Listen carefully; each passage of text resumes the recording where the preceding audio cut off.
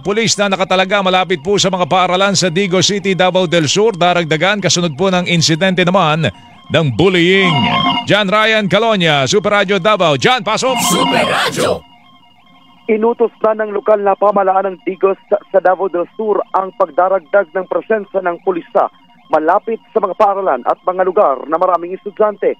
Ito ay matapos ang insidente ng bullying at pambubugbog sa dalawang estudyante na kagagawa ng mga miyembro ng isang grupo o gang. Sa pahayag ng lokal na pamahalaan, inutos na rin ang pagkilala sa mga leader ng gang sa lungsod at pakikipag-ugnayan ng pulisa at paaralan. Inamin ng lokal na pamahalaan na may dalawang bagong kaso ng pambubugbog na itala sa lungsod tulad ng nangyari sa loob ng Digos City National High School. Sa pahayag ng paaralan, inimbestigahan nito ang insidente at nananawagan sa mga magulang na tumulong sa pagpapaintindi sa mga anak na hindi masangkot sa gulo. Iginiit naman ng lokal na pamahalaan ang responsableng paggamit ng social media sa mga estudyante, magulang at guro upang maiwasan ang paglaganap ng mga maling impormasyon na maaring maghatid ng panik sa publiko.